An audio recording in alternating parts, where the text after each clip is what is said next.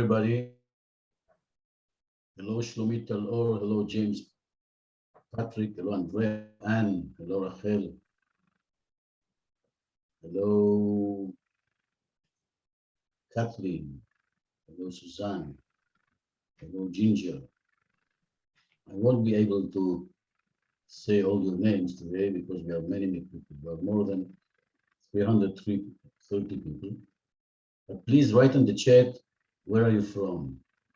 And say hello. Let's begin to put our intention to be together. Hello, Romania. Hello, France. Hello, Miami. Hello, Mexico. Hello, Austria. Hello, Dubai. Hello, Sweden. Hello, Ontario. Hello, Virginia. Hello, Vancouver. Hello, Buenos Aires. Hello, Turkey. Hello, Sweden. Hello, Canary Island. Hello, all of you. The whole world is here now in our screen. So we'll give another 2 minutes for people to come and we will begin.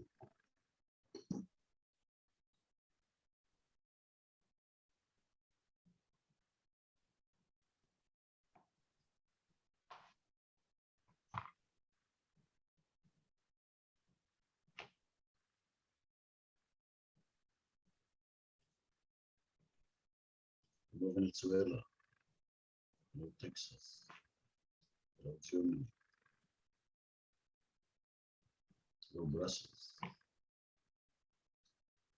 Hello, Germany again, Mexico City, Kentucky. Hello, Israel.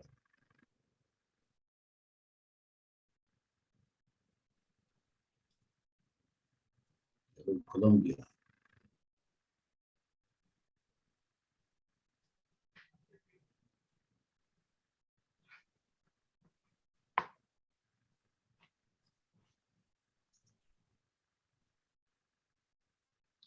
Just go through the screens.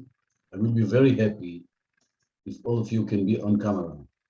This will help us. We are meditating today and doing some exercises. I want to see you all. Although we will be around 400 people, I don't think I will be able to see you all the time.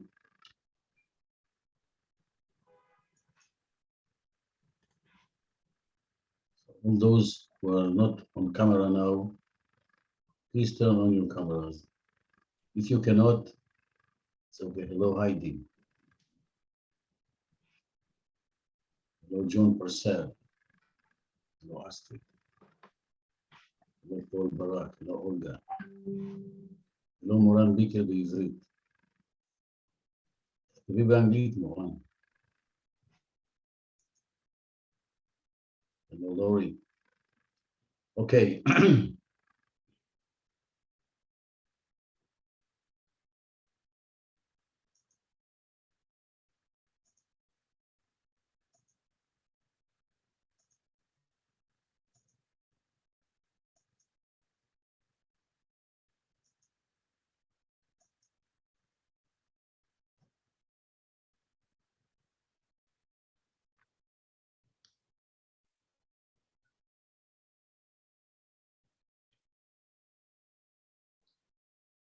Hello, everybody.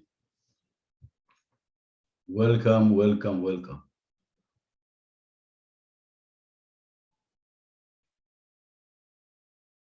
I want to thank existence and each and every one of you for being with us today.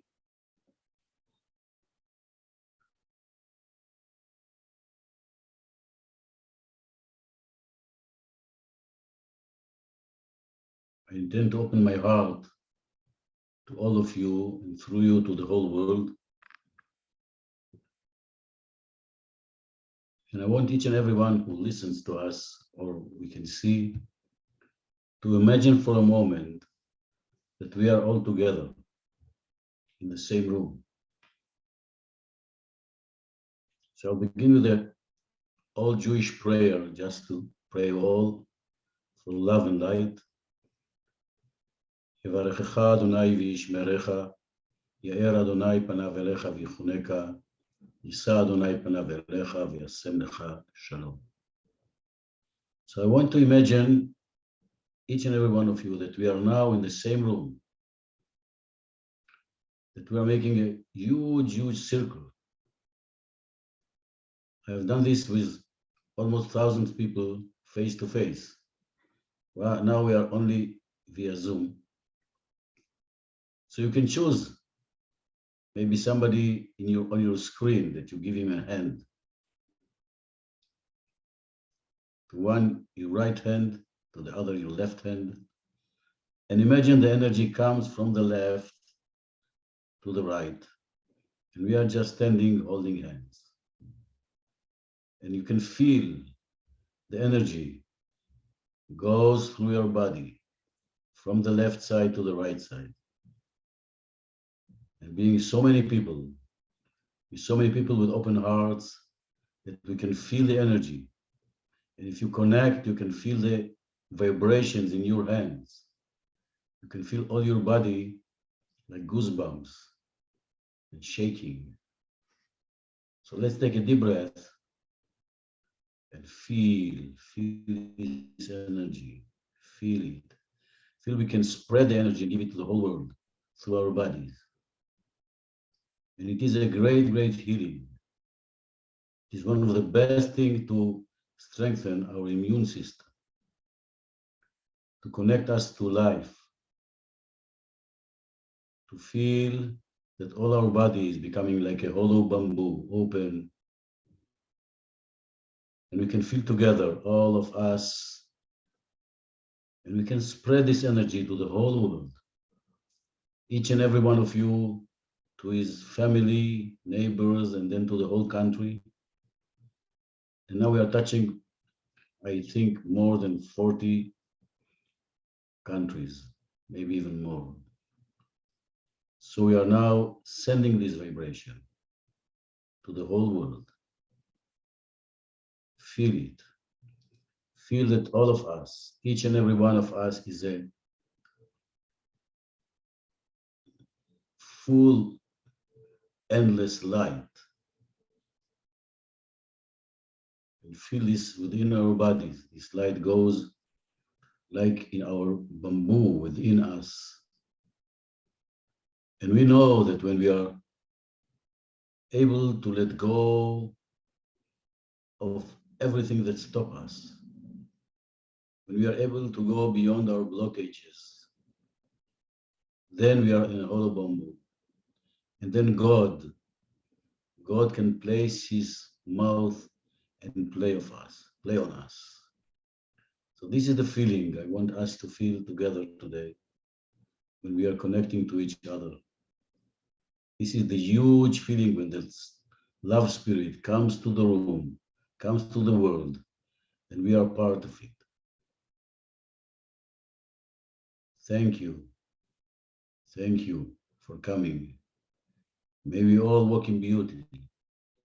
May we all walk in beauty. So now take your hands, put it on your heart. And you can feel this amazing energy comes to your heart now. And your heart is open. And you can feel your open heart can contain all this amazing energy from all over the world. Feel it within you. Feel it in a way you have never felt before. Feel that you can go out to a breakthrough, that we can just be in a transformation or transition through a quantum leap, right here, right now. Feel it within your body, feel it within your heart, and imagine that your heart is endless. Your heart is like existence or cosmos or God, whatever is your belief system is. And your heart can be all over the world. We are interconnected. So we are all one. So when our heart is open, we can just contain the whole world. We can contain the whole world. And when my heart is like this in yours, so wherever we go on this planet, right here, right now, we can be there. We are there. And we will create our desired future as if it already happened. So right here, right now, we are the universe. We are the global village. We are one. We are one. And you may say to yourself, we are one. We are one. Yes, yes. And I want you to feel this love within you and to feel that you spread it and you give it to the people here in this room, in this Zoom room, and you give them all the support and a safety net. And you send this energy to the whole world through them. Just feel it. Feel your gift within you that you want to give this gift to the whole world. Just feel it. It is really exciting. And now for a magic moment, we know that we are not alone. We know that we are part of amazing, amazing family on this planet Earth. And this family is one. Yes. Thank you.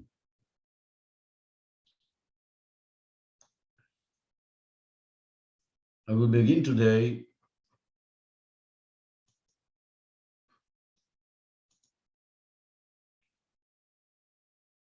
with 3 stories, but will make them very short.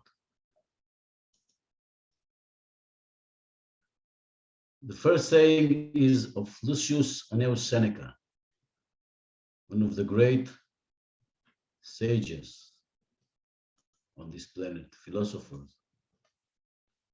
He said that a captain who does not know where his home port is,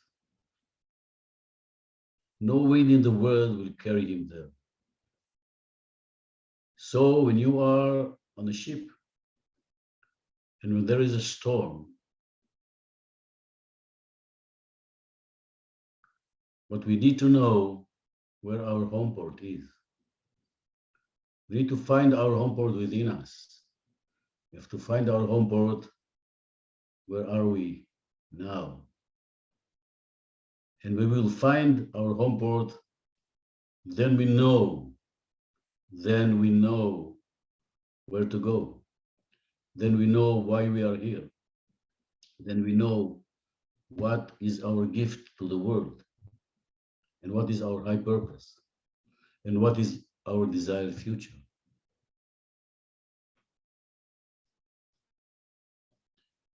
And I'll begin with the story of Alice in Wonderland, amazing, famous story. So Alice asked the Cheshire Cat, would you tell me, please, which way I ought to go from here? And the cat said something very simple. It depends a good deal on where you want to get to. So we will talk today about where we want to get to. Who are we? What do we want? And where are we going? So this is actually the core of our talking today. And I will be very happy if I can help you, even a little bit, to meditate and find more clear and more precise and focused way that you want to go in your life. If we will connect to our calling, this can be of a great, great help for all of us.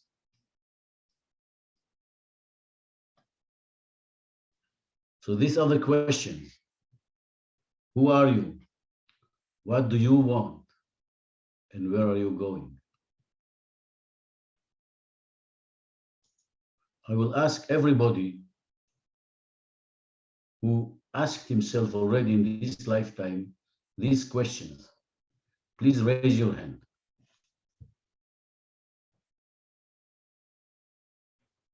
Just wait a moment, I have to go through many screens just to see you all. Yes, thank you. And now for a magical moment.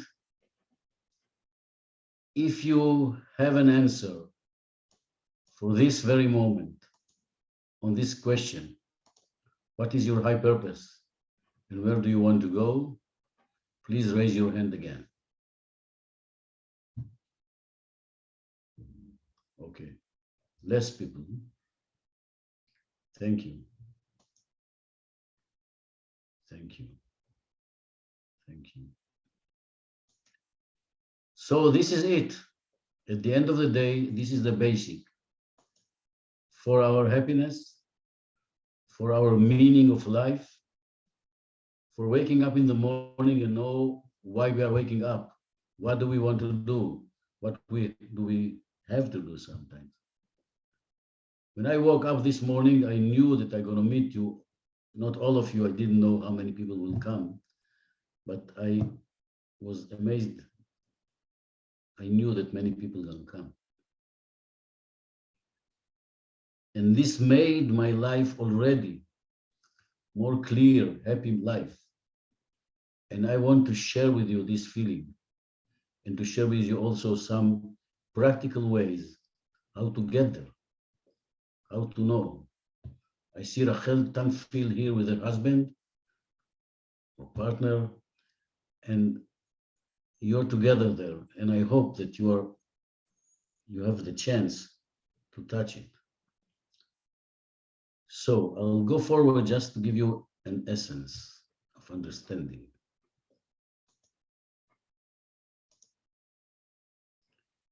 First, I will say that in our program, we are working on what is our high purpose. And shouldn't be your, it's mine as well. And the question, as I said, asked before, what is your home port? And then what is your desired future? And then how are you leading your life? We are working on the same, let's say on 3 ways or 3 roads in our program. And I see them as a crucial ways. And when we can get closer to this place, this can give us an amazing, amazing benefit in our lifetime.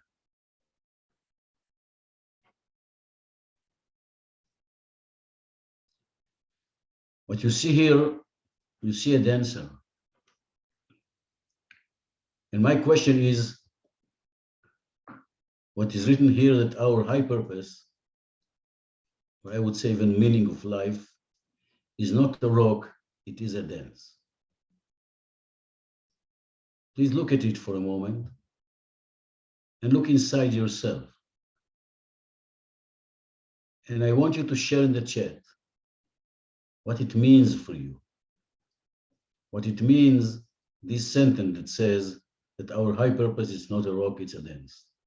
Please write in the chat, like 1 sentence, what it means for you. When you look inside yourself, what it means. Wow.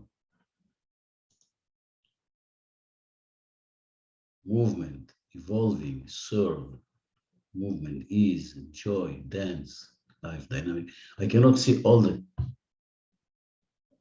comments in the chat, but I can see a few of them. Purpose is not static, yes. You're happy.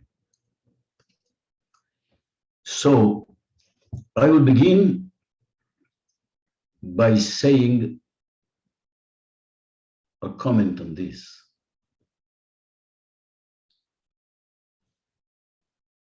We have to understand that our high purpose is not a place or a rock or something solid that we can be attached to, we can hold it, and then we know what is our high purpose or what is our meaning of life. It doesn't work like this. Life is a movement. And because life is a movement, we are dancing our high purpose all the time. We are dancing our high purpose. I say it again, we are dancing our high purpose. And for me, it means more than what you said already. I wasn't able to read everything you said.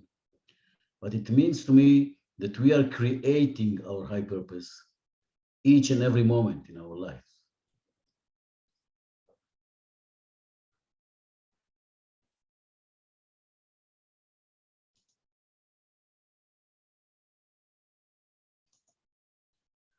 What it means to me is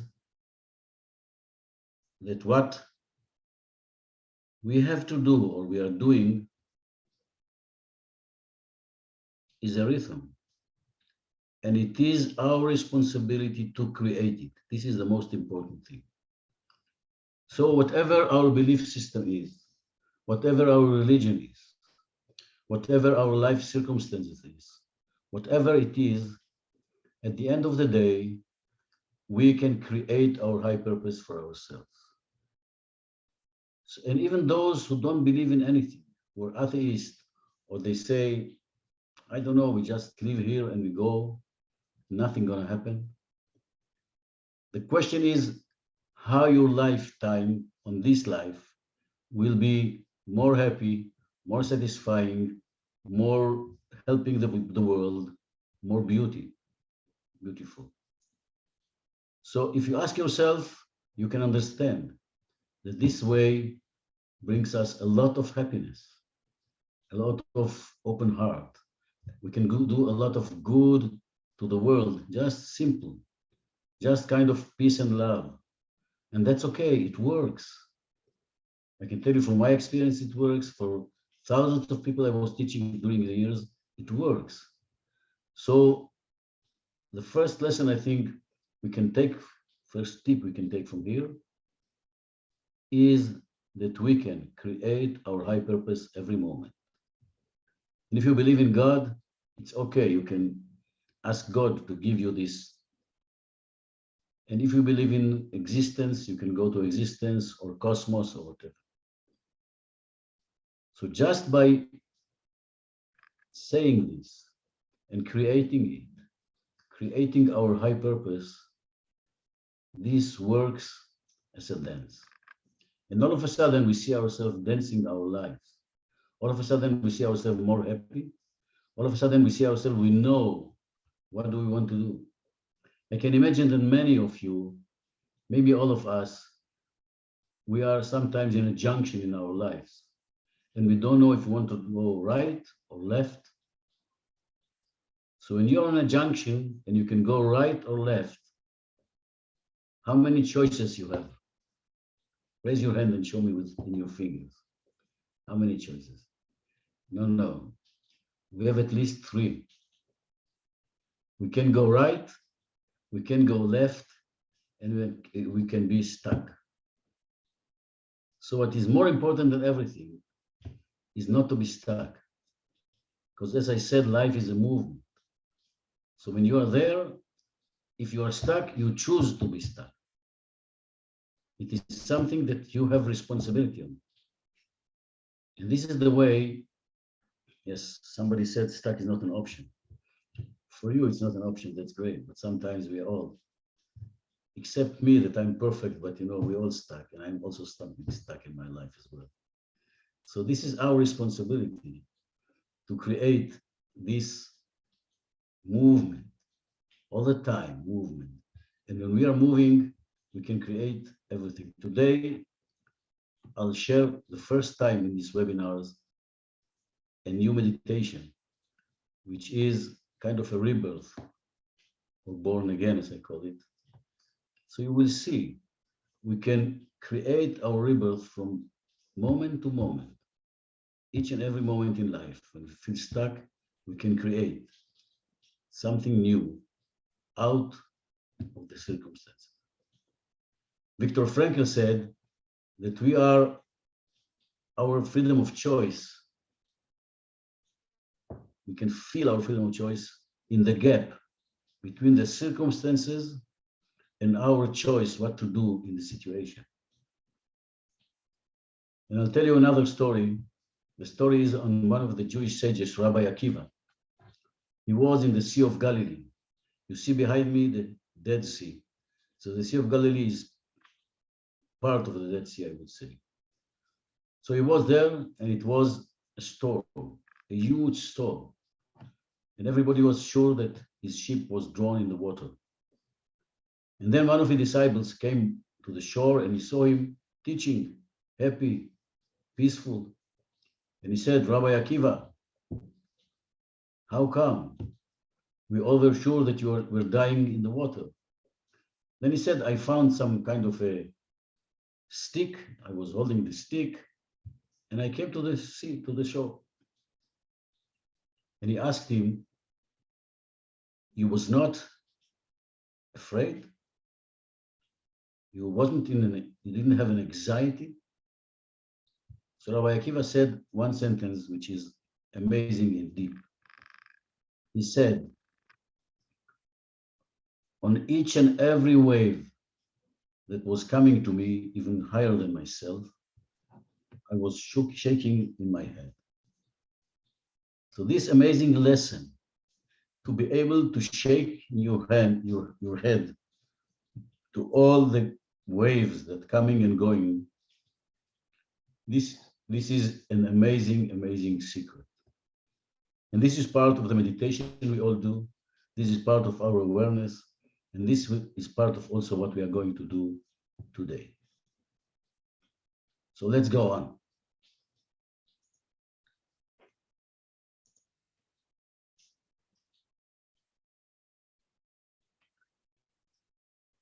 I defined our high purpose in a different way. And I said our high purpose will show itself when we connect our self-love to the love of the universe and listen carefully to the call for action comes from our desired future.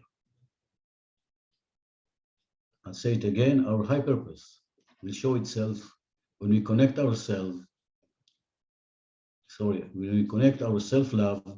to the love of the universe and listen carefully to the call for action comes from the desired future. So now just for a moment, close our eyes and put our hands on our heart. Let's take a deep breath and let's talk to our heart.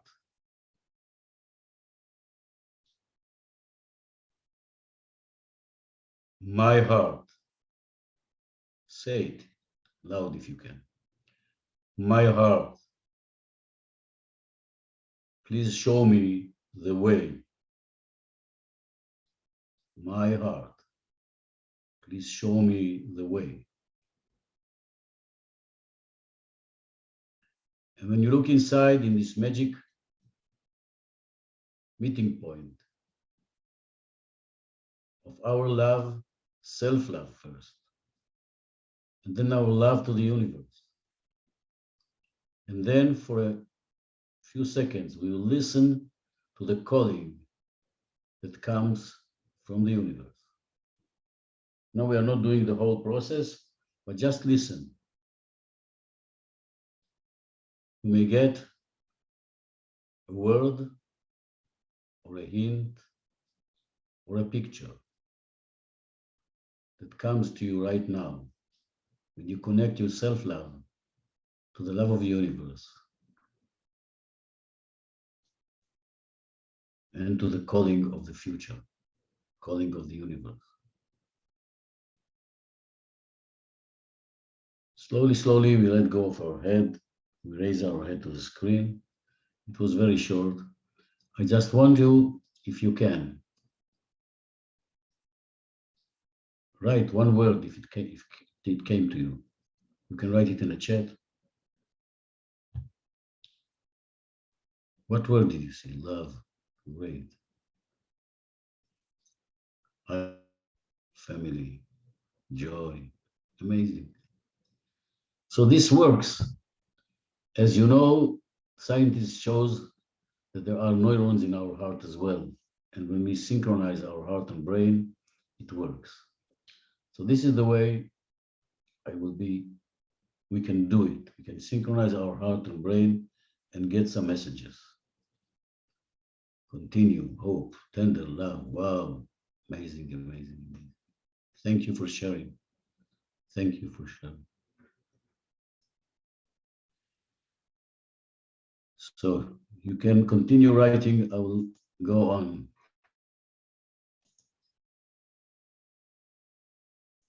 Today, we will have a lecture of Gregg Braden, one of his best. We have the recording, and I was listening to this several times already. And every time I listen to these sayings, to the lecture, it makes me more happy.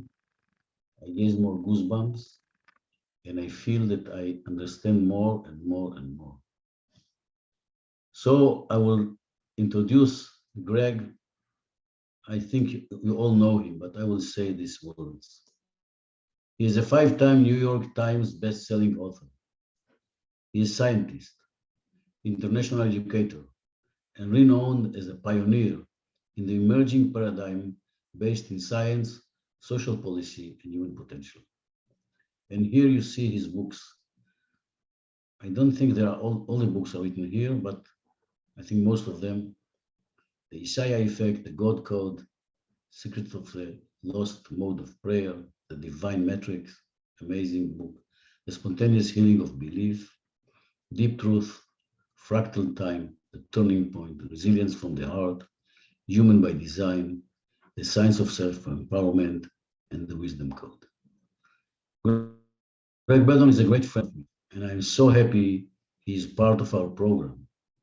I'm so happy come live to our program to answer your Q&A, which is, from my experience, an amazing, amazing, amazing moment in life that you can ask questions and get answers from this amazing, beautiful man. So now I'll begin to talk about myself. I'll do it very quickly. Here on the right, you see my mother. All this story began before I was born. My mother was in Auschwitz in the Holocaust. And before she died, she said to me, "My son, you have been with me already there." Already there means in the Holocaust, in Auschwitz. When she survived, she ran away from Auschwitz. And she was almost 18 years old girl when all her family was killed. Only she and her sister survived. Later, also one brother survived. But they were 8 kids. Their parents were killed, father, mother, grandfather, grandmother, aunties, aunt, all the family. And what she said to me, that in this time, when she was in the midst of hell, in this time when the circumstances were as the most horrible you can even understand, she knew that she will go out and she will have me as her son, as her elder son. This means she was able to create her reality, her future, just by taking this free choice between her and the circumstances, and believe that she can do it. So this gave me all my life this understanding that what the situation is, it can be the most horrible situation. You can all create your desired future from every place you are here. So if each and every one of you look inside your life, look at your life, whatever your problems are, challenges are, sometimes despair, sometimes crisis, you have to know that you can create your desired future every time, wherever the circumstances are, every minute. And this is an amazing teaching my mother gave me. And I know that all this began before I was born. I was born only 5 years after she left Auschwitz, and all my life were under this light, sometimes under this anxiety, sometimes, sorry, I have to, sometimes under pressure, sometimes not in easy situations, sometimes poverty, but I knew that I am the one who can create my best future out of every situation I've been in. And this is the message I want to share with you today. One book I wrote after is called Future Intelligence, and it explains how you can do it. Then, in my life, I was a judge, and then I was the commissioner for future generations.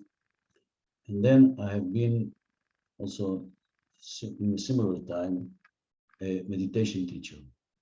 So you see me here with the Dalai Lama when he was visiting the parliament, Israeli parliament. I was commissioner in the Israeli parliament.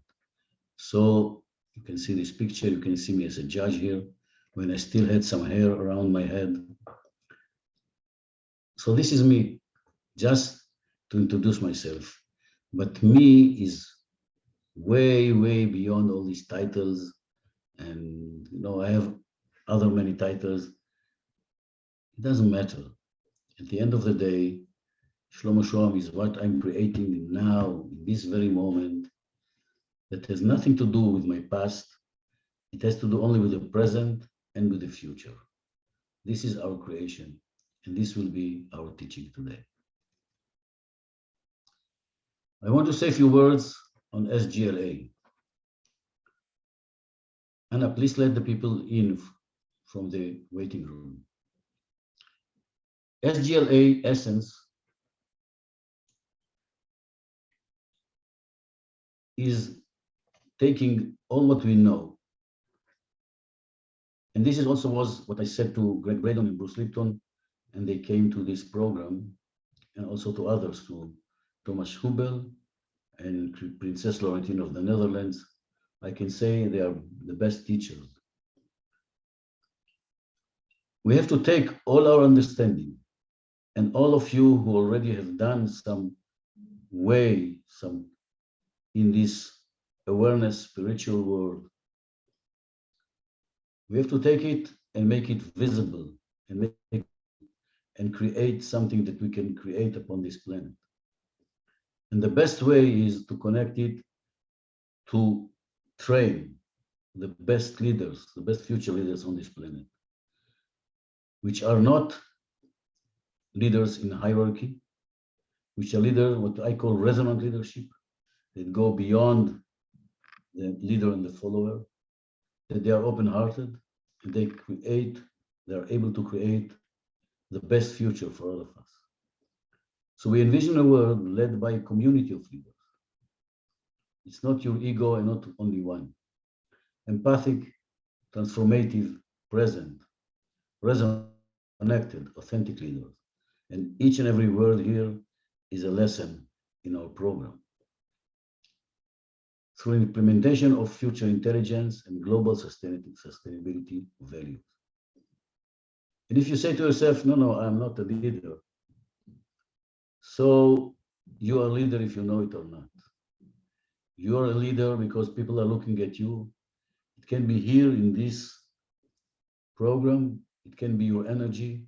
It can be your children, partner, father, mother, neighbors, whatever. We all lead all the time. People are looking at us all the time. And we have to understand that by creating this presence, what I call the presence of leadership, we have a huge effect energetically on the whole world, just by being present wherever we are, wherever we go, wherever people we meet on our way. It can be wherever you go. We are leading, and we have to understand this and take responsibility. And then we will do it in our program. We will train you to be the best leaders. First of all, for yourself. How do you lead your life? You have to be able to lead your life. You have to be able to strengthen, to empower your inner leadership. And also, then you can also go to the external leadership. And we work on awareness, mental, emotional, and physical, the four dimensions of human essence or existence. So we are training you through all this,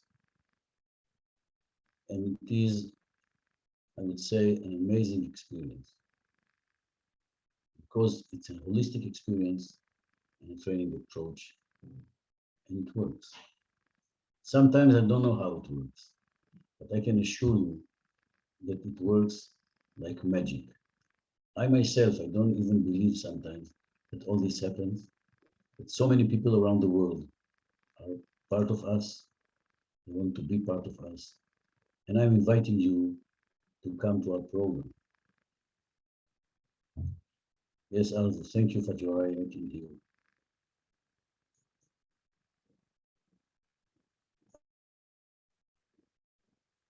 This is some of our leading mentors. It's not all of them, but I just put the four of us: Gregg Braden, Princess Laurentine, Bruce Lipton, and myself. And what we are doing that every lesson, I begin the first hour, and then we have guest speakers. They speak sometimes one lecture, sometimes two lectures. We also put some recordings, but you will see all of them in our program. And hopefully you will enjoy, but also go through a transformation in your life. Now I will ask Anna to play us a short video before we go to the meditation together. Can you make, yes, 1 second.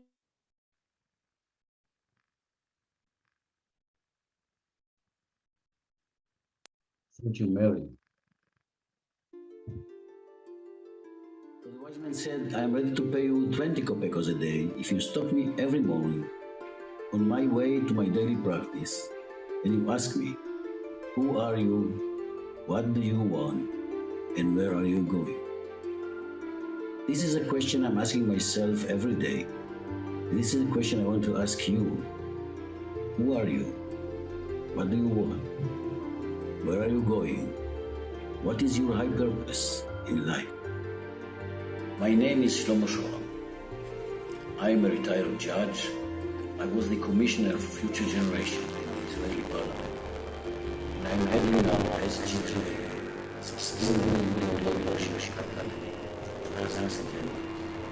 My name is Sandra Romero and I am from Mexico, and I would love to invite you to the SGLA program.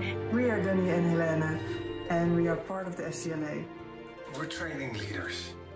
First step is inner leadership, getting your natural abilities open, clear, so you can start making a desired future by using everything you've got.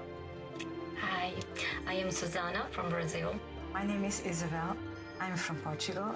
Hello, my name is Andy Robles. I'm from Peru. My name is Aftanesh. I'm from Israel. It's great being here with you. It's really exciting for me also. My name is Fiona Clark. I'm in the UK and I joined SGLA about 5 months ago. Nowadays, we are working on more than 22 countries all over the world with hundreds of participants every year. My name is Jan van der Venis. I'm a human rights lawyer, a rights of nature expert, and the acting Dutch ombudsman for future generations. My name is Ignacio and I'm from Argentina. I am part of the SGLA movement since last January. And if you think that we are not a leader, we are all leaders. When we talk about leadership, and I love what Shlomo says about leadership, but I think the point that Shlomo made is we all lead. Each person that's with us today, you are leaders whether you know it or not, because people look to you whether you know it or not. And they look to you and how you live your life, the choices that you make. SGLA has been and still is motivating, stimulating. It's very special to be in an international environment. I felt like I was with family. Thank you, SGLA. I really recommend this course for everyone who has a deep commitment to bring change to the world in this special time that we are living. I appreciate that. And it's interesting, Shlomo, because when you offered me this and I looked and I said, oh, this is exactly the program to put into place the science that I'm talking about. And so that's why I was so honored to be invited and so honored to support your mission. The Sustainable Global Leadership Academy is crucial. In these times, it helps you develop to become. If you're willing to start this program, don't hesitate, because you're going to have the time of your life. It has brought me more clarity towards the future, my future, and especially the future that I want to live in. That we can actually have an impact on the world, on our future, on our children's future. Just open your hands, open your heart, and come. I hope you can be joining us because it's going to be a wild and beautiful adventure. What is really transformational for me is the inner strength that I got to follow my destiny. It's priceless for me, and I'm truly grateful. And I think if you are wondering either you take this journey or not, I wouldn't miss the chance.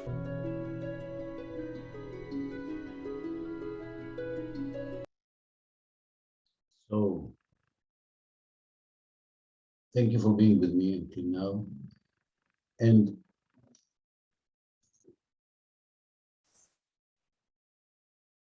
I want to tell you something about the program.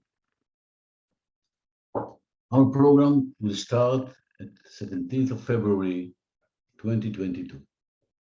It will be 18 Thursdays, 4 p.m. CET, 3 p.m. GMT, and 10 a.m. EST. 18 Zoom meetings. And we have also a family groups meeting that we create families of 8 people with 1 mentor. And each and every one of the participants has his own family, SGLA family. And we are supporting each other. And when we go through this process, and sometimes we face a deep hole in our personality, in our life, a trauma, something which is frightening, or we face anger, rage, deep sadness, depression. We are together giving hands to each other, create our safety net, and create a place that we can be open, authentic, and learn how to be totally authentic and looking at our shadows as also at our light. This is the families for. And when you come to the program, you have this family beyond the meetings.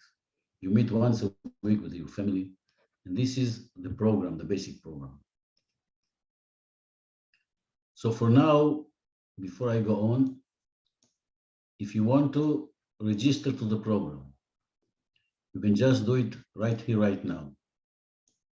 You have this mail address, which is 2020@gmail.com. 2020sgla@gmail.com. I'll say it again, 2020sgla@gmail.com. If you want to come to the program, what you have to do now is very simple. You have to send a mail to this mail with your details, your name, your phone number, your email we know already, and just say, I want to come. And we will arrange that you will have an interview with me. And then in this interview, I will work with you for half an hour on your own high purpose, try to help you. And I will also interview you as a participant to the program. My decision is that I will have to interview everybody before you come to the program. So if you want to come, take a moment now, copy this address, or you can take a photo of the address, and you can even now send an email and say, I want to come. And you are very, very welcome to come and talk to me and see if it fits you if you can do it, and we will be very happy to do it together. It costs money, yet we are giving scholarships. So if you want to come and you think you don't have money, then what you have to do is to come to talk to me. And if you deserve, you will get a scholarship. So this is it. You are all welcome. And now we'll go forward. Okay.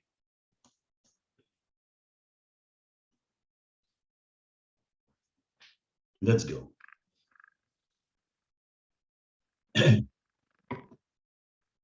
When I ask my students, and I'll do it with you now, please, everybody who want a change in his life, please raise your hand. And you can push this icon of raising hand.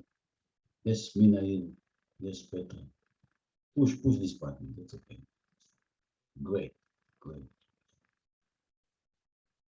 So, guys, I have some bad news for you. The bad news is that according, as Lena also said that she wants a change, and Christian said, and Andrea said, and Diane Miller, and Aurora. So the bad news is that in my point of view, there is nothing like change. You understand this, Moran?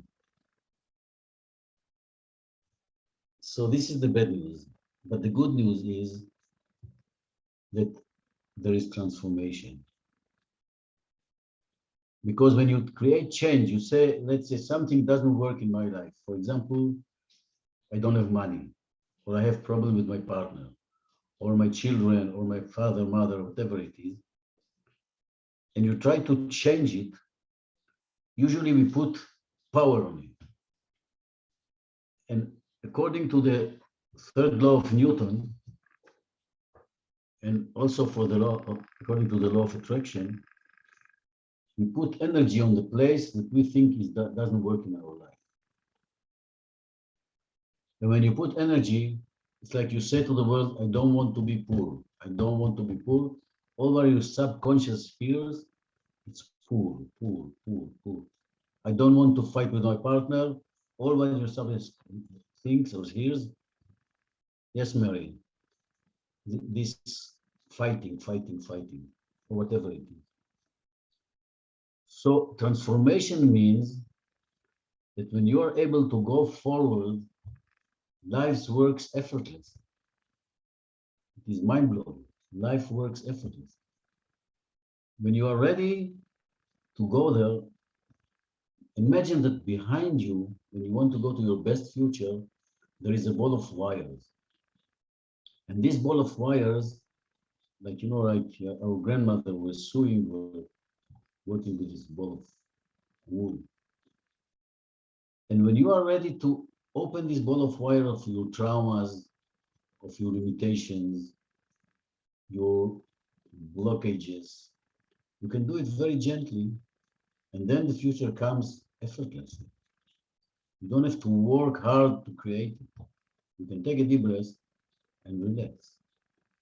So this is something that we have to understand and learn. And this is the reason I want to go with you now on the rebirth meditation. Because I will show you the presentation.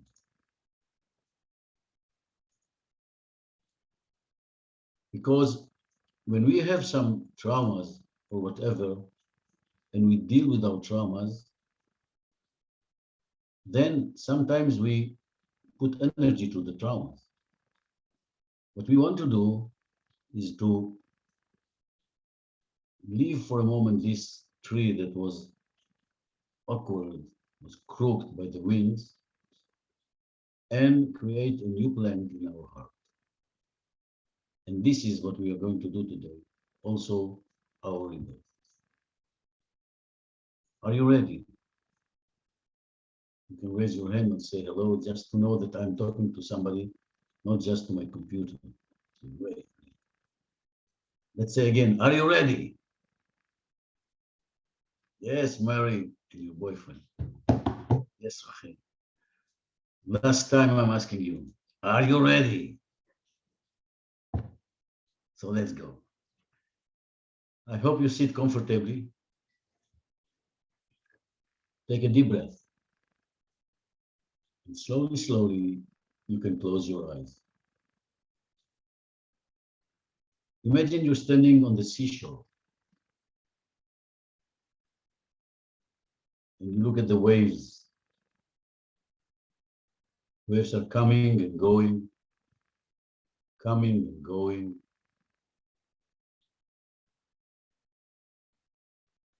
And for a magical moment, we imagine that the waves are our thoughts. So we are watching our thoughts. Thought is coming and going. Wave is coming and going, and coming and going. And in a magical moment, we understand that we are not our thoughts. James Patrick Lynch. We are not our thoughts. We can look at our thoughts like a witness. And now we imagine we go away from the seashore and we look at the thoughts from far away. They are there in the ocean, but we can look at our thoughts from far away. And slowly, slowly, the pace of our thoughts is relaxing. And we take a deep breath, we bring energy to our body. And in every out breath, in every exhale, we let go of stress. Let's do it once and twice. And our body becomes more relaxed and more down to earth, more heavy on the chair.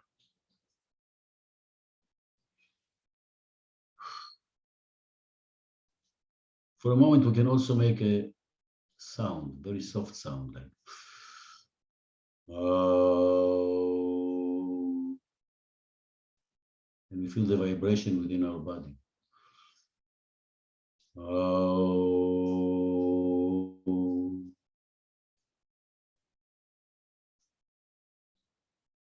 Oh. And now we look on ourselves when we were in the womb, an embryo, very peaceful, know nothing about the world outside, in a safe space, protected, just floating in the water. Let's say it again, we are now babies, embryos, before going out, in the womb, taking a deep breath, floating in the water. Feel it. Feel this relaxation. Feel this feeling of safety. Feel this pure happiness, pure being within you. And give yourself this feeling that you are floating in the water. You can go a little bit right, left. Just move a little bit your body and connect within yourself more and more and more and more. An embryo, safe, relaxed in the womb.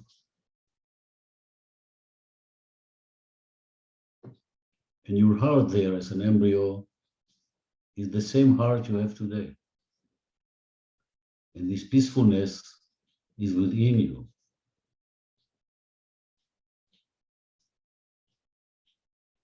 And now you are given a chance now. You can be reborn. You can be born again. In a birth, painless birth, relaxed birth. So for a moment, we forget all what we know about our past in this lifetime. We look inside ourselves and we create a safe space, an open space, tabula rasa, clean and clear. We take the courage to forget everything.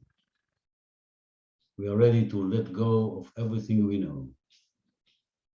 And we are ready to jump to the future.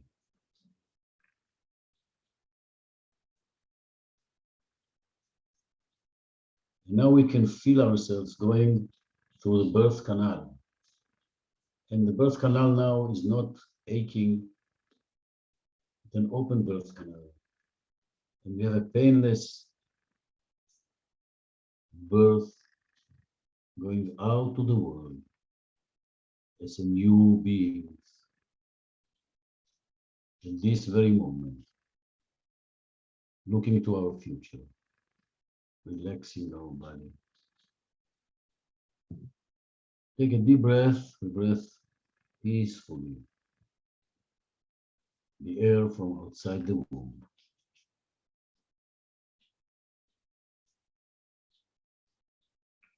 And we feel it within our body that we are pastless, we don't have any past. Just begin our new life. And I will bless you, and you will bless yourself. That your life in the future will be the best future you can create to yourself. And you look now just forward, seeing your life like an arrow that goes forward, forward, forward.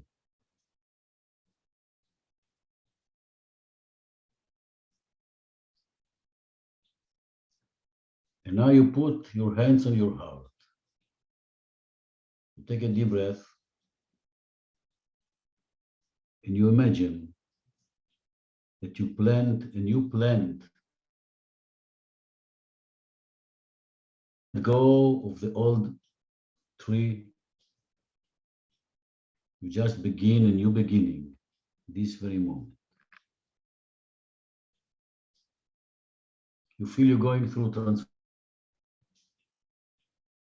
transit, able to let go of all what happened and create new future from this very moment.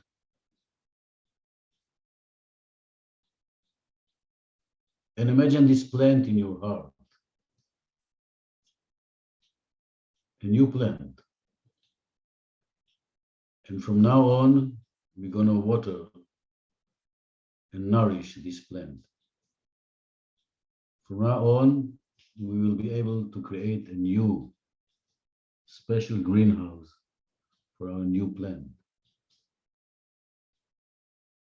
Deep breath and feel it within your body.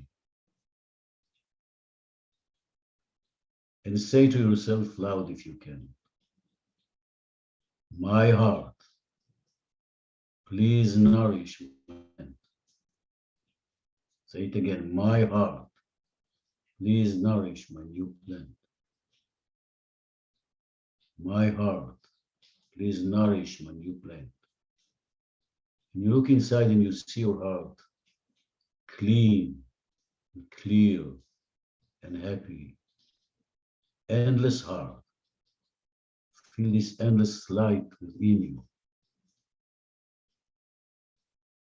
Take a deep breath and be able to go on and create your paradise upon earth. Your new, amazing future. Now slowly, slowly, you let go of your head. Your hands are still on your heart. And slowly, slowly, you open your eyes, looking at the ground. And from the ground, you raise your head and you look around to the people around you, newborn people. Newborn people. And you can put your hands on your head and say to yourself, I can relax everything is okay. I can relax.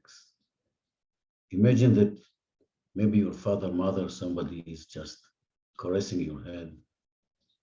You can imagine that I'm doing, and I'm telling you that you can relax.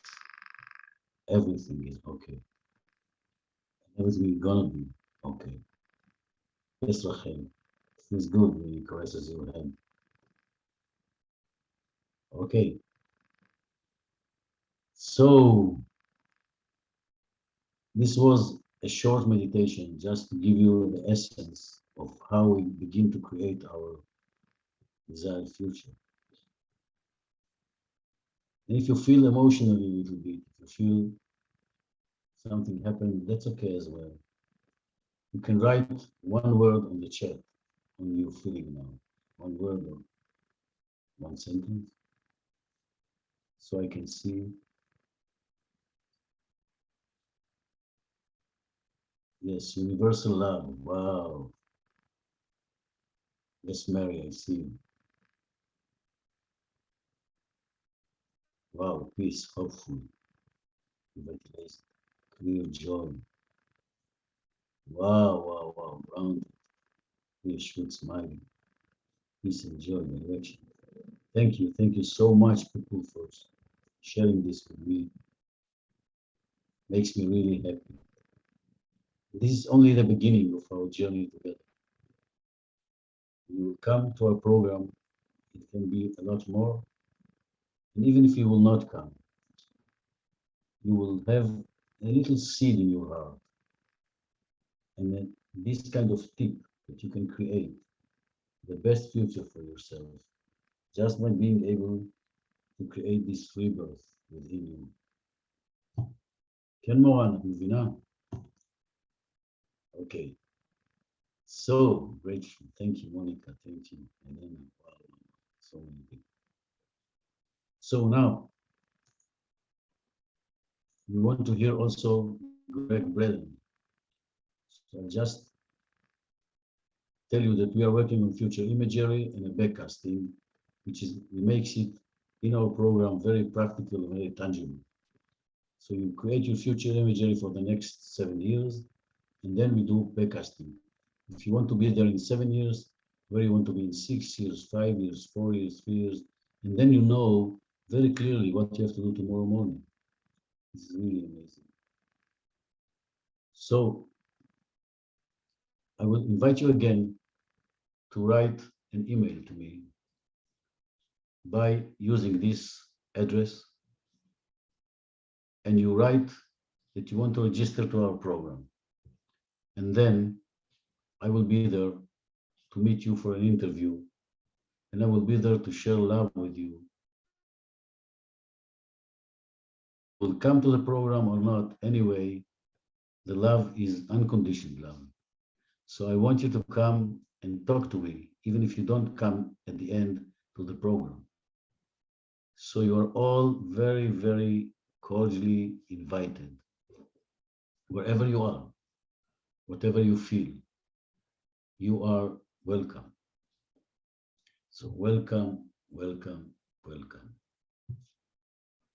So take a moment and write a mail, just give you, and I want to finish by saying the words of Winnie the Pooh, a good friend of mine, that says, the moment you figured which foot of you is the right one, there is no doubt about the left one. So what just left to decide is on which foot you must step first. Thank you so much for being with me. Now we will hear Gregg Braden, and then I will be here for Q&A, and we will open your mic so you can say and talk and share, and I will give you answers to your questions. So please stay with us. After Gregg Braden's speech or meditation as well, I will be with you here. Thank you. Anna, please put. Yes, 1 second, please.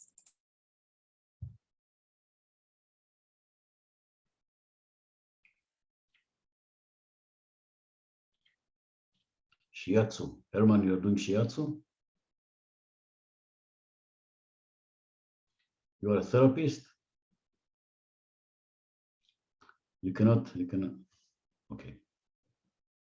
So I am honored to be here with all of you in whatever time zone you are in.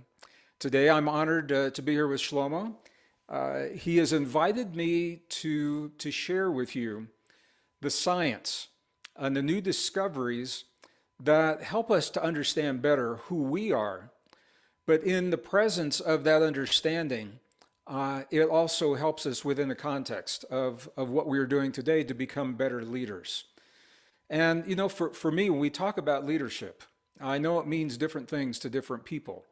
We are accustomed to thinking of leaders as people positioned in high places that, that have the burden and the responsibility of making choices for a lot of people, maybe for a company, maybe for a corporation, maybe for a nation, or maybe for a planet.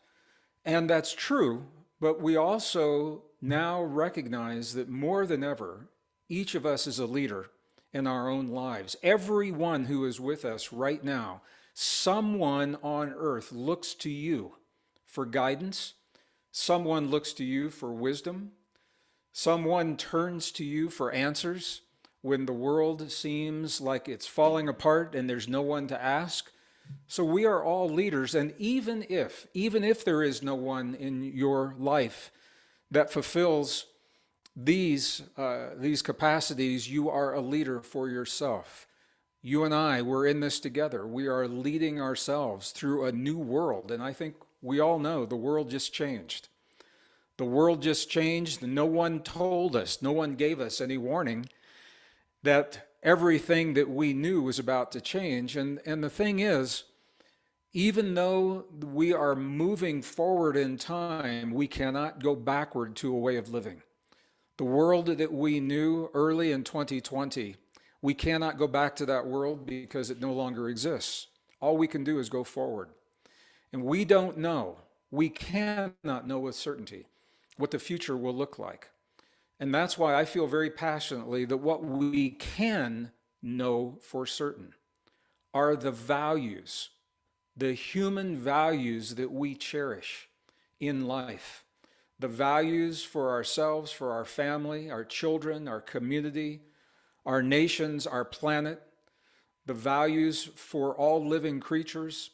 Those values must become the foundation of every choice that we make, of every policy that we embrace, of every law that we enact. And I think if we can honor our values as we go forward, we cannot go wrong in the choices. It's when we forget the values that we have our problems. So the question becomes, how do we know for sure what those values are? And this is what today is all about. Because to understand those values, we must understand ourselves. And I think this is one thing that COVID has really brought to the foundation, to the front and center of our lives. The question of who are we and what is our potential, or what is our capability? Because when the world changes, we look to ourselves to adapt to that change. And how can we adapt if we do not know ourselves? So this is what I'd like to do in the brief time that I have with you today. I want to talk about this. The bottom line, the key for me, I'm going to invite you to think about this, is the better you know yourself, the less you fear change in the world around you. So first of all, I want you just to think about that. Because we are called self-referencing beings. And what that means is that we typically look to the world around us for our sense of well-being.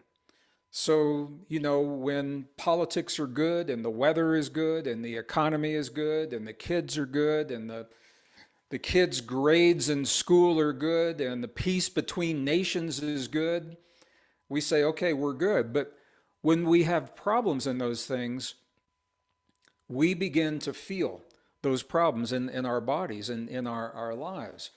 So if we are self-referencing beings, it makes sense that the better we know ourselves, the less we will fear. that change in the world, in the world around us. So the better we know ourselves, the less we fear other people as well. And as a leader, this is important because as a leader, you will come into contact with many different people and many, many different ways of thinking, different belief systems that they believe just as strongly in their lives as you believe in your life. So the better we know ourselves, the less we fear change in the world. The better we know ourselves, the less we fear other people. But perhaps most importantly, and this is where I'm going to go today, the better you know yourself, the less you fear yourself, the less you fear your own power. And I think if we're honest with ourselves, at some point in our lives, maybe when we were kids, maybe this morning, at some point in our lives, we have all had a sense that there is a power, a tremendous power within us that we are almost afraid to embrace, almost afraid to acknowledge. And we live in a world where we have been taught that we are powerless, vulnerable victims of our world. So that reinforcement that we are powerless victims, it's up for us right now in the time of COVID because our very lives depend upon us finding our own inner power in terms of health, in terms of healing, in terms of our livelihood, our jobs, our careers, all of those things. So the better we know ourselves, the less we fear the change, the less we fear one another, and the less we fear our own power. Who are we? And this is what Shlomo asked as we're coming into this program. And what I'd like to do in the time that we have, I'd like to share the science, because the science is on our side. The science is revealing new discoveries. This is so interesting to me because we asked science to tell us who we are. And science has done that. And some scientists don't accept the scientific answer because the science is telling you and me that we are not what we have been told in the past, and we are so much more than we have ever believed in the past. And the new discoveries just keep coming. So what I'd like to do, I'm the big Gregg on your screen right now. I'm going to share my screen and become the little Gregg up in the corner. And I need you all to help me.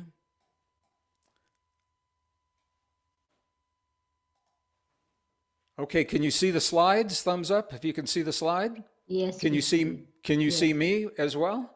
Yes. See you and the slides as well. Awesome. So what we're really talking about, it all comes down to what is called our story. We all have a story. Our story is based upon the way we have been taught to think from our family, our community, our school, our science, our religion, our friends, our own personal experience. And our story is more than just a philosophy. Our story is more than an academic concept. And I want to show you this. Your story matters. And I want you to know why your story matters. Because we live our lives based upon the way we've been taught to think about ourselves. We solve our problems, every problem, every day. Sometimes we have big problems, like what we're going to do for a living in times of COVID. Sometimes they're little problems, like what to do when we want to go to the grocery store and the street is blocked and we have to find a new direction. They're all problems. The way we solve those problems is based upon the way we think about ourselves. Every relationship that you have ever had in your life is based upon your story. It's based upon your self-esteem, the way that you've been taught to think. Every friendship, every romance, every marriage, every divorce, every marriage, every divorce, every marriage, every divorce, every intimate relationship, it's all based upon your story. We heal our bodies based upon the way we've been taught to think about who we are and the power and the intelligence of our bodies to heal. We choose our politics. You know, I'm in the United States. We just had an election. My brothers and sisters in Israel, you've had many elections. And those elections and the politics are all based upon your story. The way that you have been taught to think and what you believe is true. Our society, the laws that we pass, the policies that we embrace, all based upon our story. So I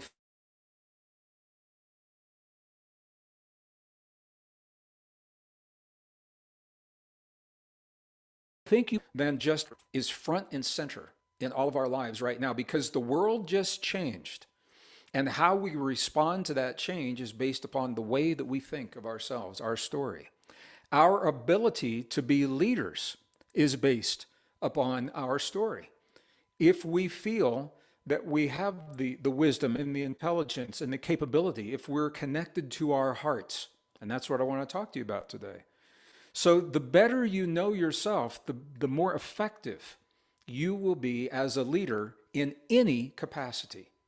As a leader in your own personal life, as a leader in your family, as a leader in your community, or if you choose to do public service, as a leader for your state, for your nation, for the planet. It all comes down to our story. Well, the old story, you and I have been steeped. We've been taught this story that we are weak, that we are vulnerable, and that we need something outside of us to be at our best. Technology is being developed very quickly to replace aspects of the human body, to replace neurons and to replace the capabilities in our bodies. The old story is that we're weak and vulnerable. The old story is that we need computer chips in our body and drugs and wires to optimize our potential. And there are some people that are following that path. But there's another story based upon new discoveries. And I want to just share a couple of these discoveries that will lead us directly into an experience. I wanted you to have something today that is valuable. If you continue with this course, it will be the foundation of the course.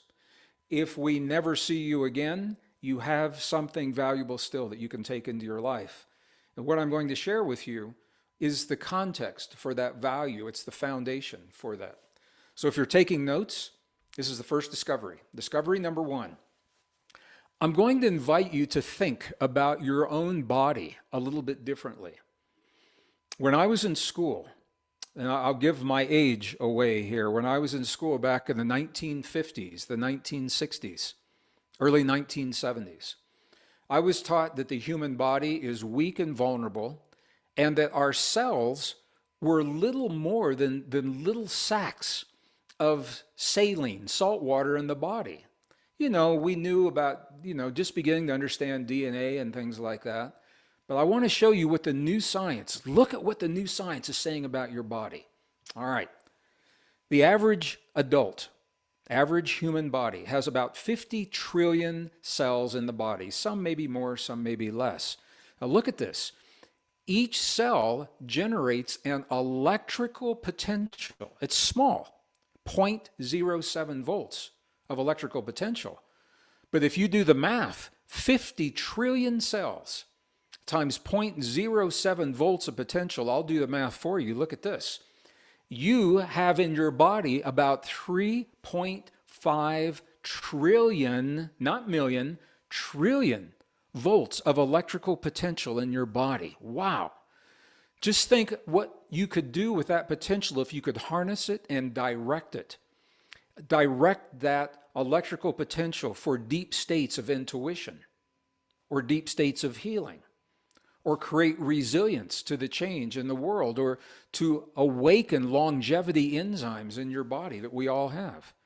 But let me just give you a sense. I know I see people taking notes and you're writing 3.5 trillion. Let me show you what this means. Just give you a context. So what you're seeing on your screen is a 12-volt battery. You see these typically in automobiles or solar panels. These are the kinds of batteries now that typically store the energy from a solar panel. This is one 12-volt battery. All right?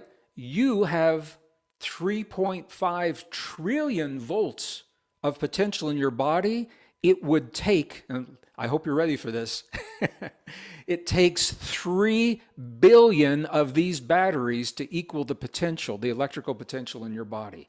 3 billion of these batteries, if you could imagine them all spread out in a huge field like a soccer stadium.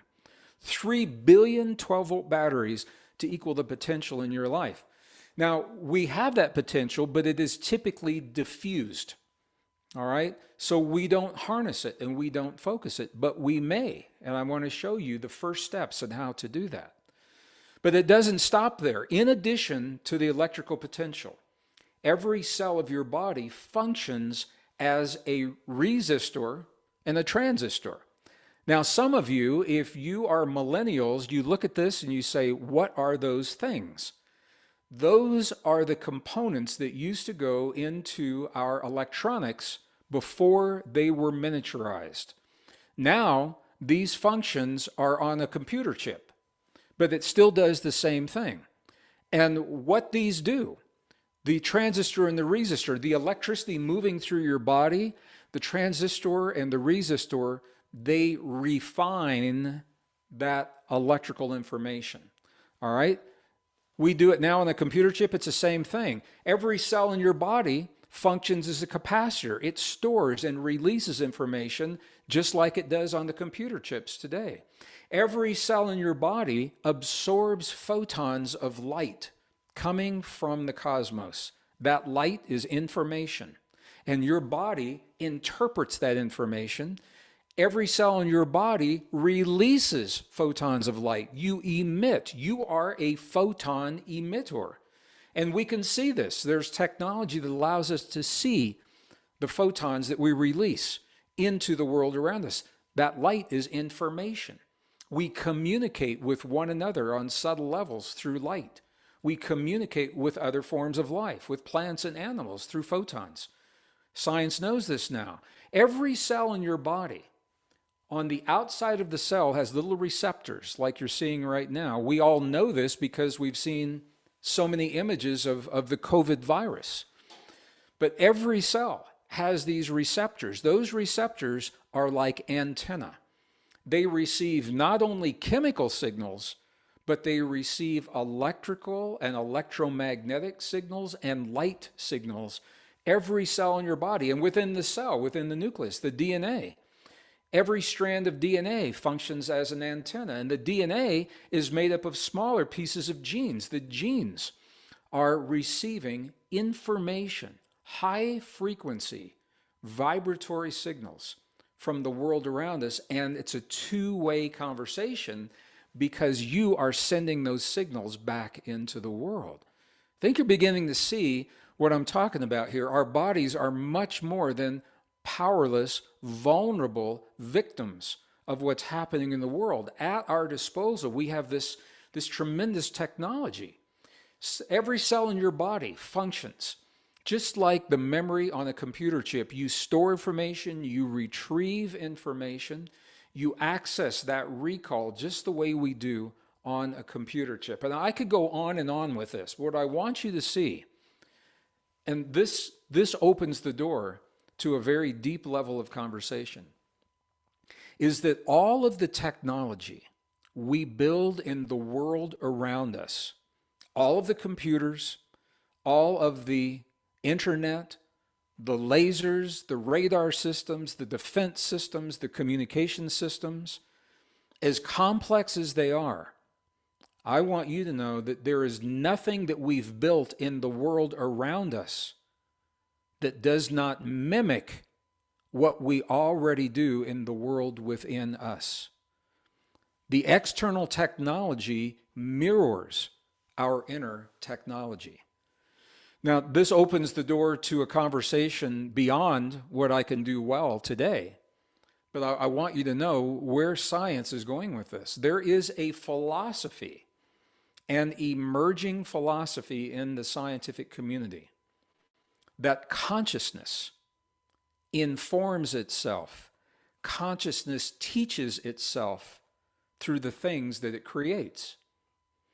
So from this perspective, the books, the music, the movies, the sculptures that we create around us, they're teaching us something about ourselves.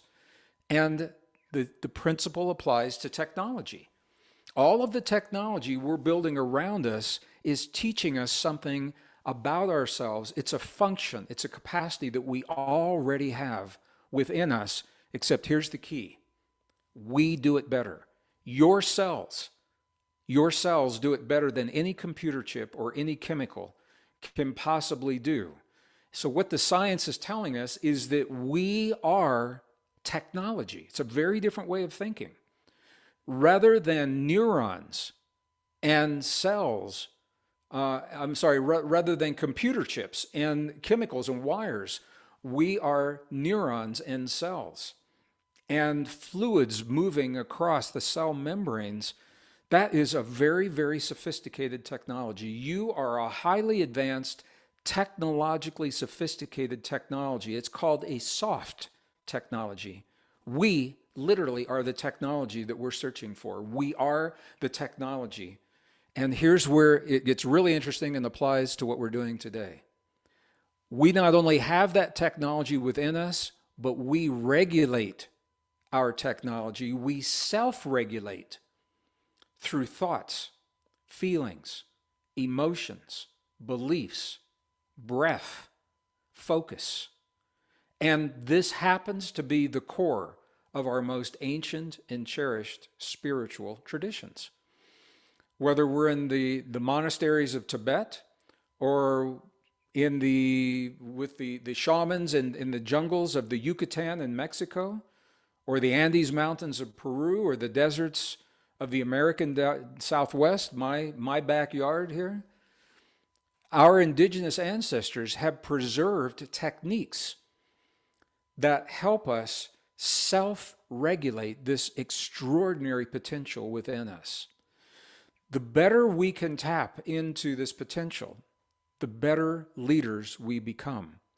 Because the better we know ourselves, the less we fear the world around us, the less we fear change, the less we fear one another and our own power.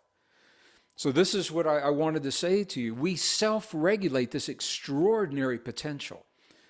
But rarely are we taught these things. We don't teach this in the mainstream classrooms.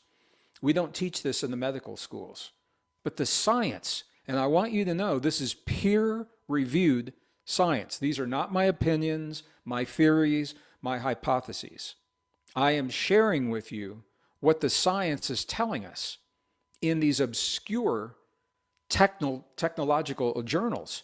But now we can bring it to our lives. Discovery number 2 tells us how. Discovery number 2 was made in 1991.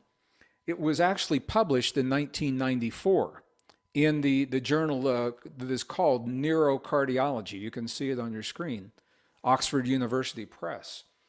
This is a discovery that surprised a lot of scientists, a lot of people in the medical community, because they discovered that within every human heart, so I'm going to get very personal, I'm going to say your heart. Within your heart, scientists discovered there are about 40,000 specialized cells. They're called sensory neurites. They're essentially the equivalent of neurons like you'd find in the brain, but they're not in the brain, they're in the heart. 40,000 specialized cells in the heart that form a neural network in the heart. And I wanted to show you, this isn't a metaphor, and it's not, new age thinking. I want to show you, only recently the first scan of these cells is available. So Shlomo, I'm going to try an animation. This is actually a scan. And if you're seeing it rotate, I can see you. Shlomo, will you please just give me a thumbs up if you can see it? Okay, so are you seeing, is it in motion? Is it rotating? Okay, good. So this is a scan, new technology, scanning the human heart. And what I want you to see is where the yellow is indicated, these are the sensory neurites. What you see in the yellow, these are the neurons, the specialized cells. And what's interesting, look at where they're located on the heart. They're located in and near the locations where the valves open and close and where the arteries enter and leave the heart. This tells us that these neurons regulate the flow of the blood, and the pressure wave that is in the flow, that pressure wave is a language to your body and the way that your heart is functioning. And you and I, we speak to these neurons through the way we feel about our world. Do we feel safe or do we feel threatened? Do we feel a sense of well-being or are we in fight or flight? So I wanted you to see this scan of where these sensory neurites are. The neurons in the heart, they're actually called the little brain in the heart. They learn independently of the brain in the head. They think independently. They feel. And they have an intelligence. Your heart has access to an intelligence that transcends the thinking of the brain. This is important as a leader, because as a leader, you will be asked to make decisions sometimes in places where no one has made the decision before. There's no one to ask. There's no one to turn to. You can't Google the answer. You can't Twitter the answer. But you always have access to this intelligence, this heart intelligence. And before we leave here, I'm going to share with you the first steps to begin to know how you access this intelligence. So this is exciting information, because this is science helping us to understand the principles of those ancient and indigenous spiritual traditions that we used to believe were only possible for the mystics and the yogis and the healers and the shamans and the curanderos, the sadhus. Now we know that we have access to this extraordinary potential. So all of those things I showed you earlier, every cell in your body, electrical potential, transistor, resistor, circuits, photons, we regulate this through thoughts, feelings, emotions, belief, breath, and focus, and it begins in the heart. The heart is where this regulation begins. So this leads us to our third discovery. What I'm about to say to you is such an extraordinary thing for me to say. You are the only form of life. You and me, we're in this together.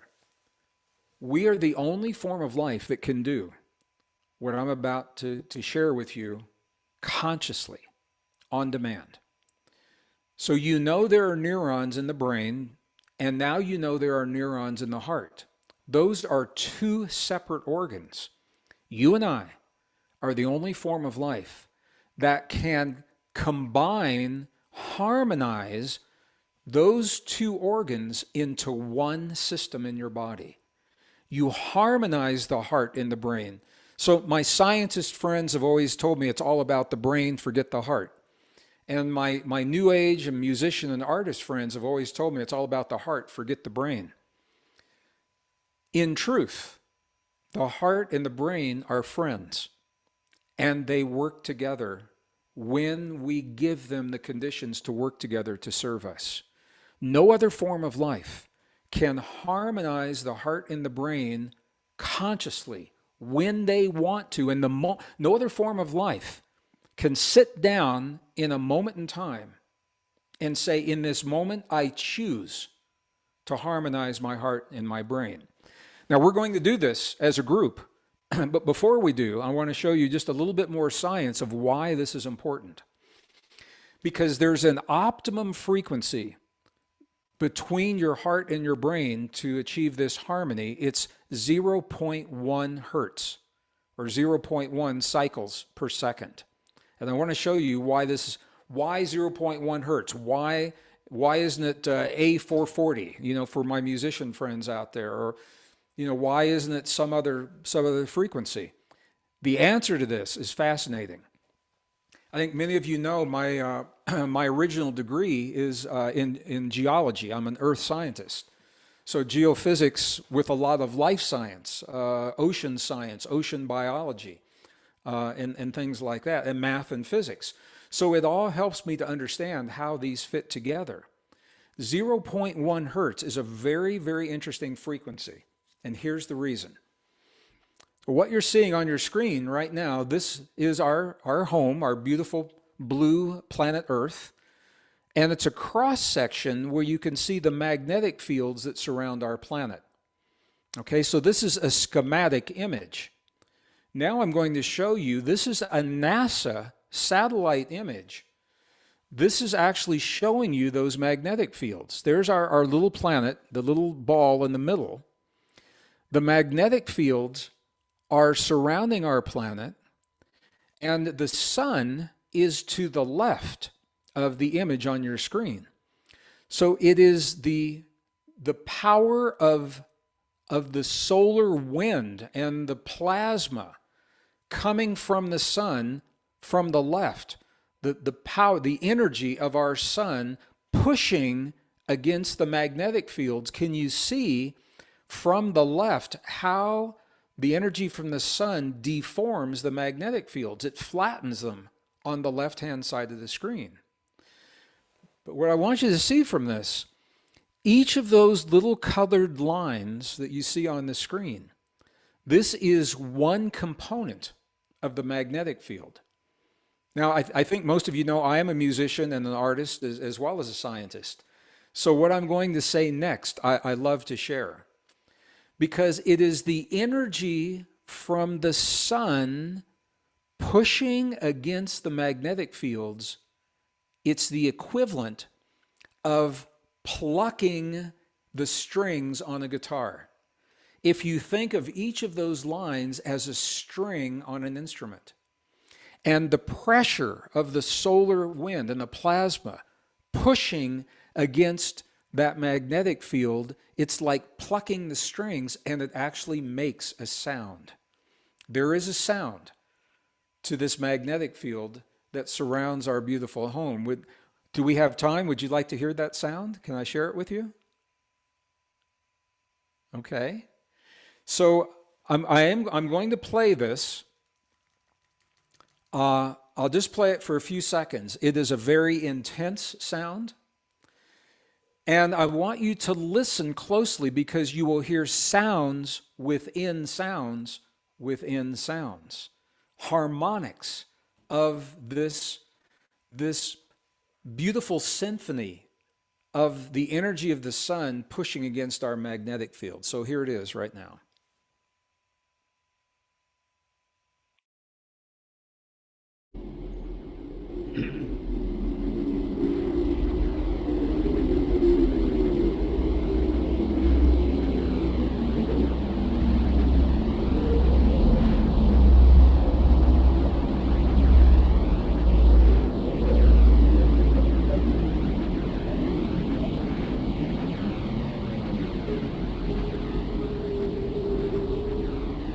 Wanted you to have a sense for what that is like.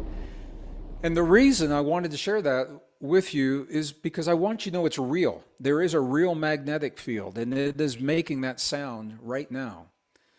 So all of this helps us to understand our relationship to the earth and our body as well. Now, one last chart that I want to show you, this one right here.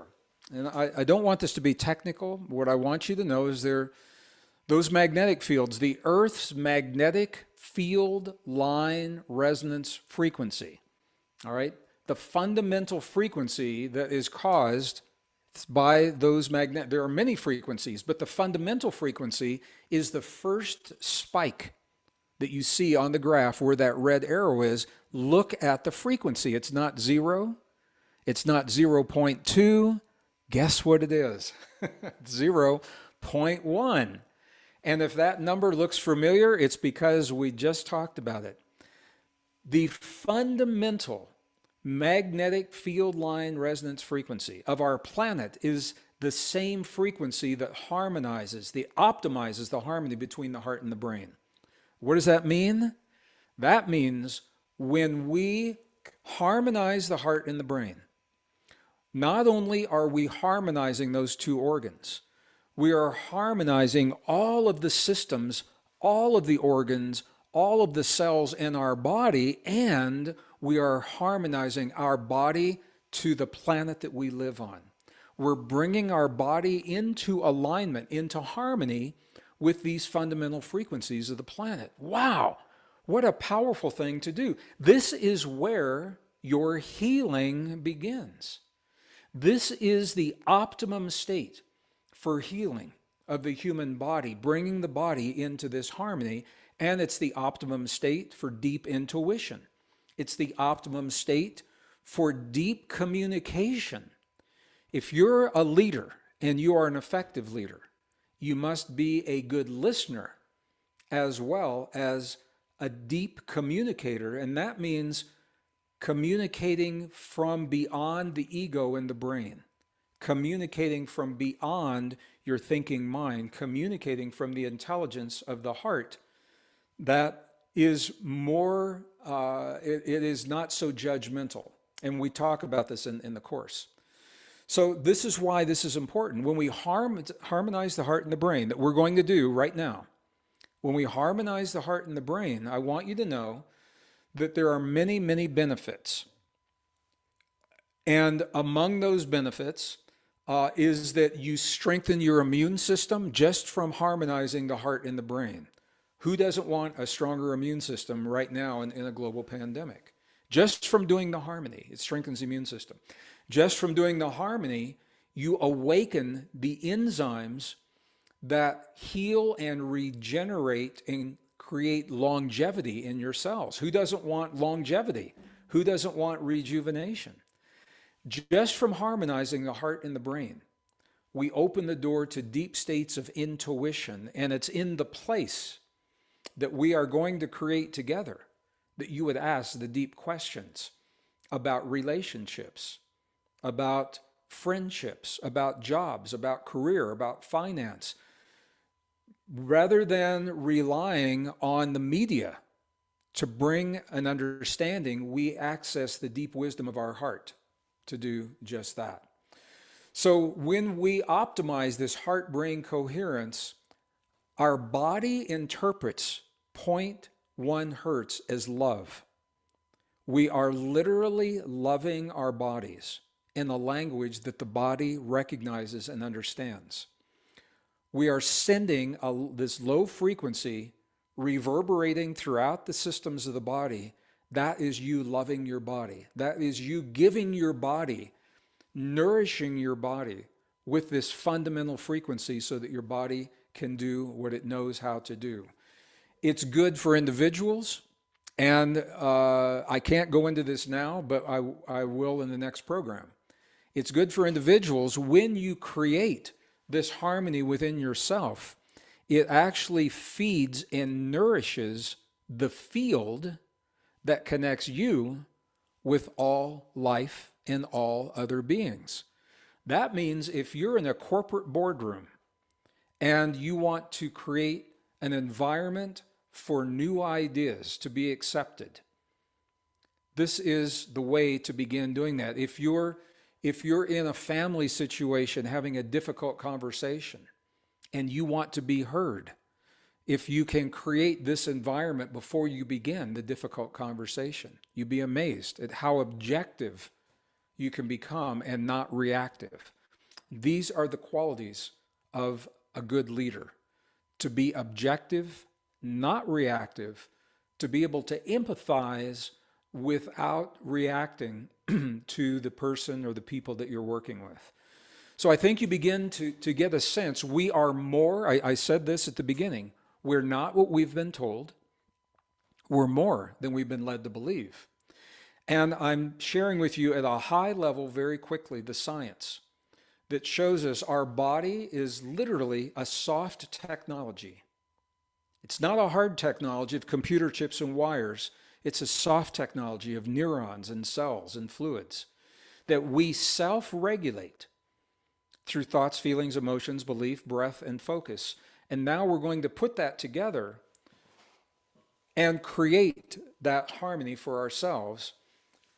I want to just mention, before we begin doing this, there's an organization many of you are familiar with in Northern California in the US It's called the Institute of Heart Math. I'm not their employee, but I have worked with them since the year that they formed in the early 90s. We tour together, we do webinars together, we're our dear friends and colleagues, and it's with their permission that I'm sharing with you what they have found in their laboratories. And this is 3 steps, 3 simple steps. They've refined all of this ancient wisdom and all of the science into 3 simple steps that make this very, very easy in our everyday lives. And this is what I wanted to share with you. Now I think you have a better understanding for why it's important and what it can do in our bodies. So what I'd like to do, let's go through a little exercise. And I'm going to just to be responsible. Please only do this if you are in a safe place. Do not do this if you are driving an automobile or operating heavy machinery. Only if you are in a safe place where you can focus. We're going to go through, and I'll just lead you through this. We're going to shift our focus from our mind to our heart. We're going to slow our breathing, and we're going to create very specific kinds of feeling between the heart and the brain. So now I think you have a better sense for why we're doing this. So you won't need a pencil and a paper. I like this slide because it says, let's do it. And that's what I want to do. Let's do it. So you won't need any notes, no iPads, iPhones. I'm going to invite you to put those all aside. We just covered a lot of material. We just covered a lot of ground to give meaning to the experience. Now we can let all of the information go and simply have the experience. So if you haven't already, I'm going to invite you to put those things away. Find a place that's comfortable. I'm going to invite you to close your eyes and allow your awareness to move from the world beyond your body to the world within your body. I invite you to close your eyes. I'm going to do the same thing right here.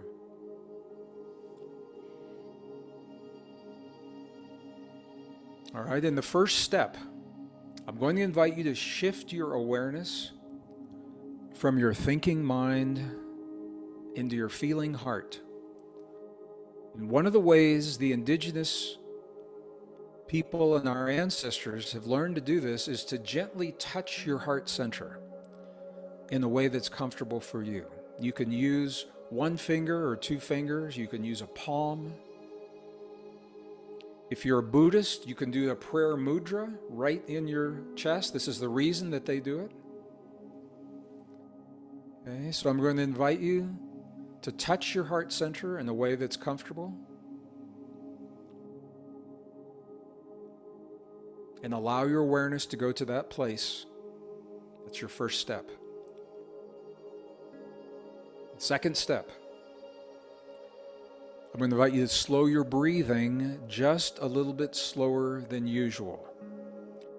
And the important thing here is you want to exhale for a period of time that is longer than the inhale. This sends a message to your vagus nerve, a reset to your vagus nerve. All right? It means that you are safe. You are telling your body that you are safe.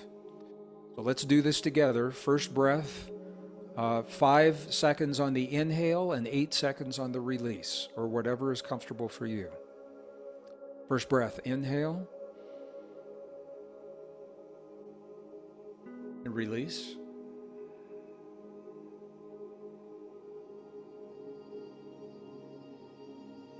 Just feel that shift in your body. Next breath, inhale.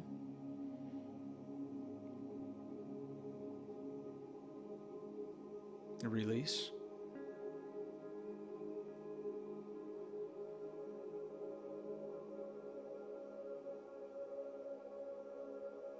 One more time, inhale.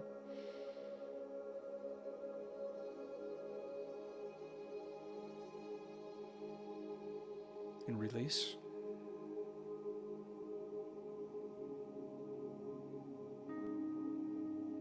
And if you can keep breathing just about that pace for this exercise, that's the second step.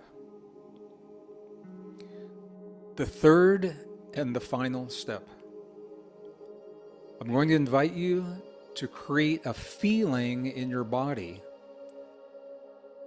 because you choose to have the feeling, even if there's nothing around you to give you the feeling.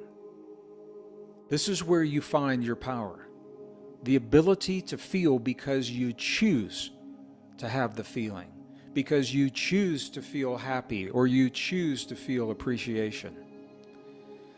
So for this exercise, and to make it easy, I'm going to invite everyone to simply feel gratitude for anything or anyone to the best of your ability. If you can feel gratitude as if it's coming from your heart, while you keep your breath at the pace and you hold your focus in your heart. The focus is from the heart, the breathing is from the heart, and the feeling as if it's coming from the heart. And it is this feeling that sends 0.1 hertz from the heart to the brain. Okay, the feeling, a joyous feeling of gratitude or appreciation or care. Gratitude is easy for most people. I'm very grateful to be here with you all today and to have this family in the way that we are. So let's do this together. I'm going to invite you to the best of your ability. Hold your focus, slow your breathing, and feel that feeling, and I'll give you a few seconds to do that on your own.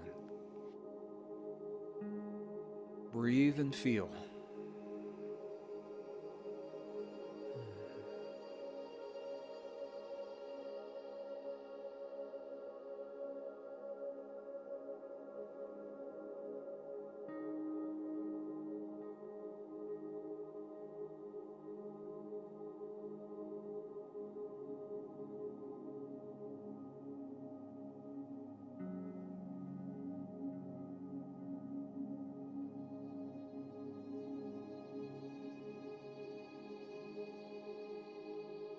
Just continue breathing a little bit slower on the release. To the best of your ability, feel that feeling of gratitude.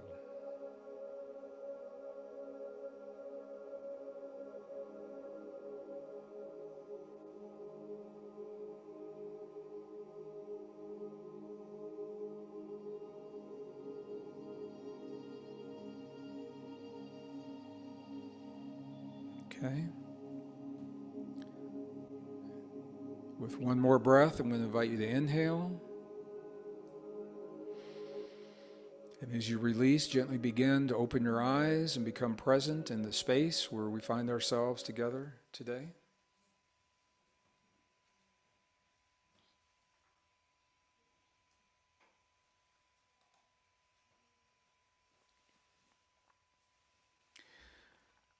Please do not be deceived by the simplicity of what we have just done together. Is it simple? Yes. Is it powerful? Absolutely. I've had people say to me, Greg, it cannot be that simple. And what I want to say to you is that nature is simple, science is simple, until we make it complex with words, mathematics, symbols, which are useful if we're engineers. But to engineer everyday life, it is as simple as focus, breath, and feeling. Now, the space that we've just created is not the end of the process. It's the beginning, because it is from this space. Now that your body is optimized, there are so many things that you can do from this space.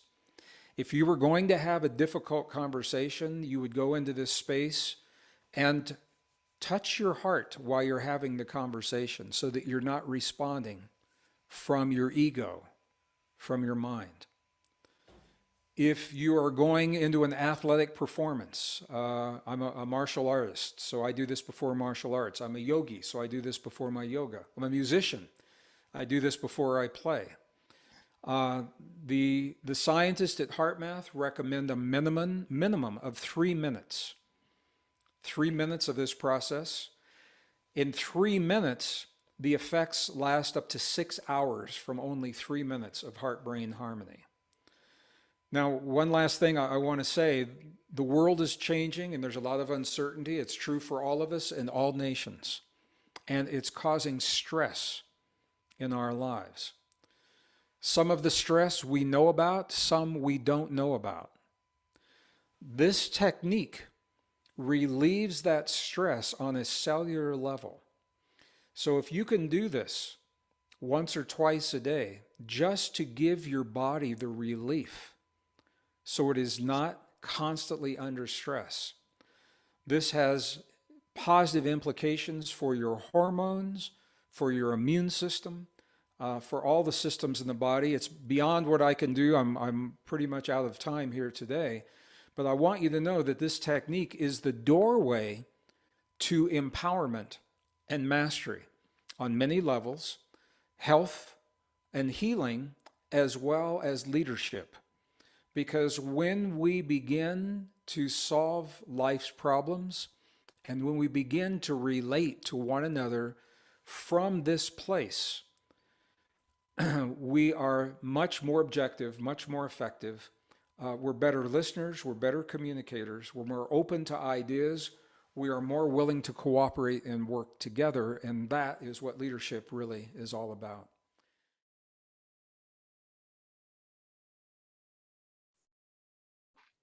Okay. Thank you, Gregg, so much. Thank you for who you are. Thank you for your amazing knowledge, for your breakthrough in science, and especially for your big heart. So now we can open the mics, or maybe if you want to talk, just raise your hand or give us a symbol and you can talk to us. At the same time, I ask you if you want to have an interview with me. You don't have to commit to the program or to pay any money just for the interview. You can go into the mail now.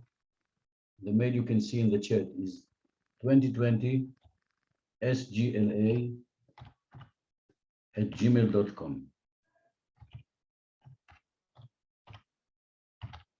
Now, if you have any questions, I'm here for you. Mics open. One by one, you can speak. Thank you.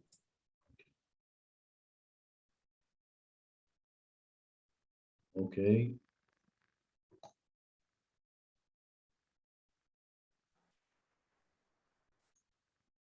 So there are questions on the chat as well.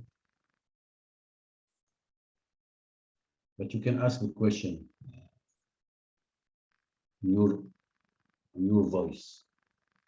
I know it's long time, it's been a long time, it's more than 2 hours now, but we'll dedicate another few minutes just to be with you and answer the question.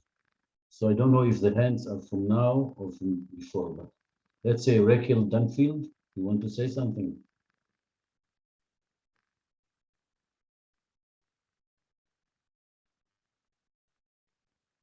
Okay. I have a question. Yes, Megan Lorimer. Yes. Could Hello. you speak a little bit about getting unstuck? I have so much in my heart, so many ideas in my mind, and I feel like I've been stuck for a long time, where I have been a leader in, or I have studied many things in the natural health and energy movement, but I've been so far ahead of the mainstream. What I'm interested in, people have not been accepting of. Thank you. Okay, Megan.